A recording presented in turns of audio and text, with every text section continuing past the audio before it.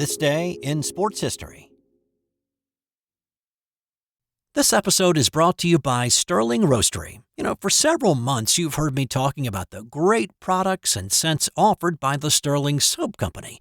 And while there may not seem to be any correlation between soap and coffee, what is similar is the same care and attention to detail in delivering great products to their customers.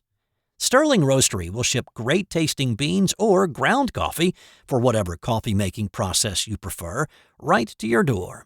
I gave their breakfast blend a try recently, and I can tell you, it was a great way to get my day kick-started with this smooth, medium blend. And just like their soaps, they have a variety to choose from. Give Sterling Roastery a try at sterlingsoap.com. It's August 1st, and on this day in 1978, it was the end of the line for the closest challenge to Joe Dimaggio's 56-game hitting streak. Pete Rose had hit safely in 44 straight baseball games. He tied the National League record of Wee Willie Keeler set back in 1897 the night before when he singled off knuckleballer Phil Niekro. Once the streak really got going, though, Rose had his sights set on Dimaggio's record of 56 straight games. Rose's Cincinnati Reds were on the road in Atlanta on this night, playing in front of 32,000 at Fulton County Stadium. The Braves fans in attendance were pro-Pete in this game, though, with just about everybody wanting to see the streak extended. Left-hander Larry McWilliams got the start for the Braves. The switch-hitting Rose hitting from the right side of the plate drew a walk on a 3-2 pitch in the first, and the crowd actually booed McWilliams, their own pitcher. The Reds managed 3 runs in the first, and Rose came back up in the second inning. And about 95% of chances, the ball that Pete hit in the second would have been a base hit. He hit a McWilliams fastball low and hard, and it was going up the middle for sure, but McWilliams lunged for it, and with his tall, lanky frame and long reach, he was able to snag it about knee-high to record the final out of the inning. In the fourth, his ground ball was gobbled up by shortstop Jerry Royster for an easy one. Despite a huge Braves lead, Gene Garber was brought on in relief in the 7th inning.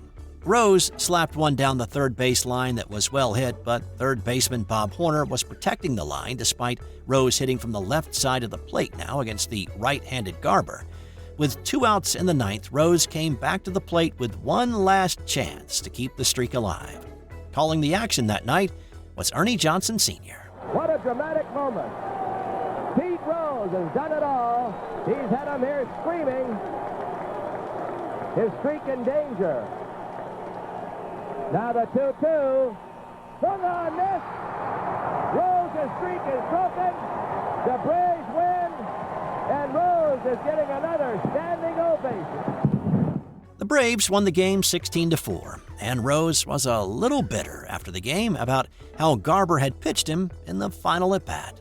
I was a little surprised to score 16-4. I guess Garber's got a job to do, but he pitched me like it was the 7th game of the World Series. I hope I get a shot at him tomorrow with a 1-run lead or a tie ball game. Now, I was a Rose fan back then, and I'm still one today, but this is coming from a guy who 8 years earlier blew up Ray Fosse on the final play of an All-Star game and was unapologetic afterward. How else was Garber supposed to pitch him? Did he want an eephus pitch? Anyway, Rose did not get his chance the next day, but he did take out some frustration on Braves pitchers. With the pressure of extending a hitting streak off, he went 4 for 5, and one of those hits the next day was just his 5th home run of the season. Rose never approached anything like his hitting streak in 1978 again. Staying in Atlanta, but moving ahead 18 years to 1996, Olympic sprinter Michael Johnson put on an impressive performance in the final of the 200-meter sprint event.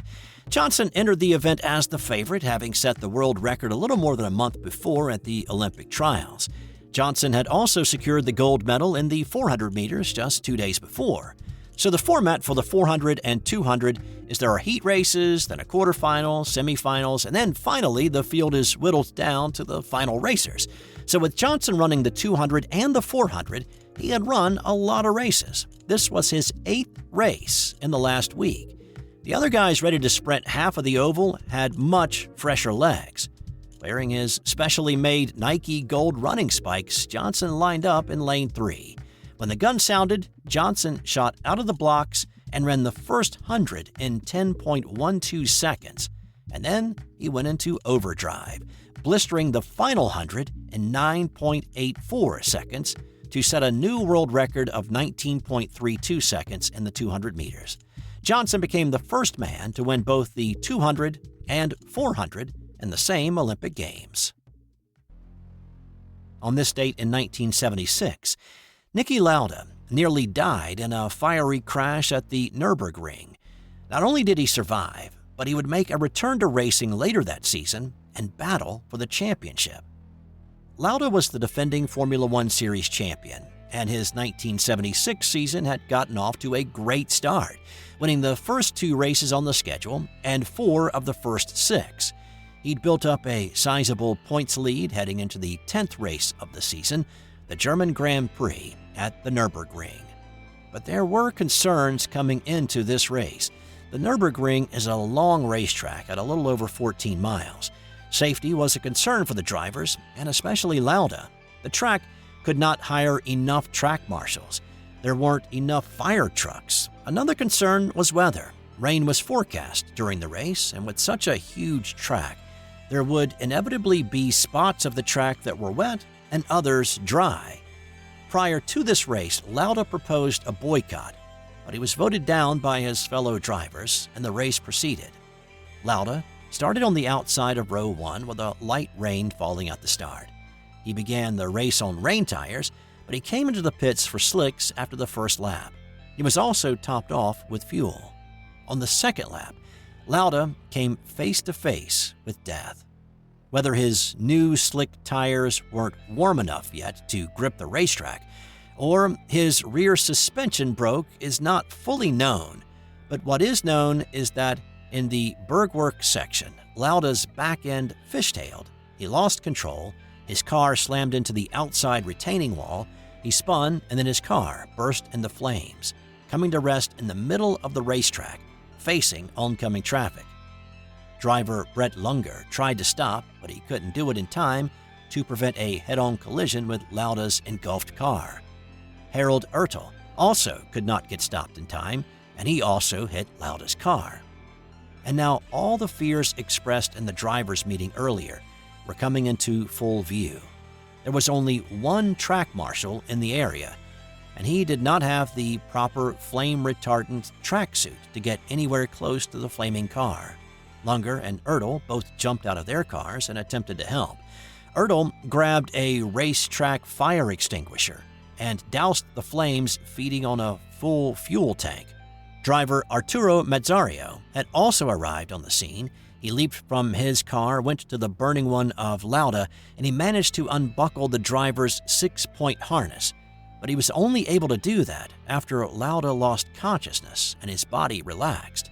Mazzario pulled Lauda from the car, and years later, Mazzario said he doesn't know how he did what he did on this day. It was simply a miracle that a skinny kid like him could sustain the pain and heat and pull Lauda from the inferno raging around him. It took 55 seconds to extract Lauda from his burning car, but it took another agonizing 6 minutes for the helicopter to arrive to airlift him to a hospital. He had severe burns on his face and hands, along with a broken collarbone. There weren't many giving him a chance to survive, and a priest was actually brought in and delivered last rites to him. Once Lauda regained consciousness, he apparently had some choice words for that priest, saying, "Tell him I'm still alive." But the road to recovery was not going to be an easy one. He had lost his eyelids, most of his right ear, and burned his scalp horribly. But that road to recovery would continue on the racetrack. Amazingly, Lauda only missed 2 races, returning to race at Monza just 33 days later. He went on to finish 4th in that race. He placed 3rd in the second-to-last race in the U.S. to take a 3-point lead into the final race in Japan. The final race of the season featured rain, and several drivers thought the track was too dangerous to race under those conditions. Lauda pulled off the track and retired due to the conditions. He finished 1 point behind James Hunt for the championship. Lauda would reclaim his title as champion in the 1977 season and again in 1985, and then retire from racing after that. When Lauda died in 2019, it was largely due to what happened on this day 43 years before. Several months prior to his passing, he had received a double lung transplant to replace the ones scarred by the gasoline fumes and the smoke from the fire that consumed his race car on this day in 1976. And on this day in 1928, boxer Gene Tunney retired. Tunney was not the most prolific of boxers. He'd only held the heavyweight title for 2 years after beating Jack Dempsey in 1926, and he chose to defend it only twice after that.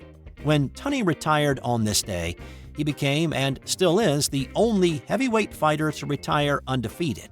James Jeffries had initially done that in 1904, but then he came out of retirement as one of the great white hopes to fight Jack Johnson, and he lost. So, in the history of this podcast, I have never done any esports moments. But on this day back in 2004, it was perhaps the greatest esports moment of all time. At least that's what my oldest kid tells me.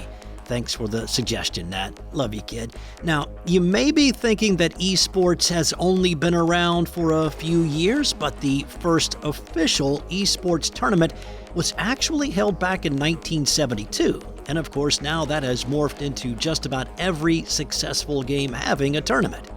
EVO is the ultimate fighting game tournament, and it's been around since 1996. In the 2004 edition, fighting game legends Daigo Umehara and Justin Wong squared off in the final of Streetfighter 3 Third Strike. Daigo was playing as Ken, and he was dead in the water. His character's health was hanging on by a single pixel. And that's when Justin unleashed his special move. If any one of his 15 strikes connected, Daigo was dead. Instead, he parried all 15 strikes, countered with a move of his own to beat Justin and win the Street Fighter title. It was a masterful set of maneuvers that required precise timing and reaction times like that of an F1 racer. This was the first year that players used game consoles as opposed to the arcade cabinets. And as Justin pointed out years later, there was no training mode. So for Daigo to pull off that move, it not only required reactions in milliseconds, but also required him to know the sequence precisely, and the only way to do that was to play the game a whole bunch. And here's the thing, whether you appreciate esports or not, Daigo's parry of all 15 moves was incredibly influential in the gaming community, with many new players drawn to street fighting games because of it. And time now for today's That's Got Nothing to Do with Sports fun fact. If you've ever thought this year is going on forever, then you should have been around in 46 BC, the longest year in the history of the world. That was due to the fact that Julius Caesar added 2 months to the calendar to match with the seasons.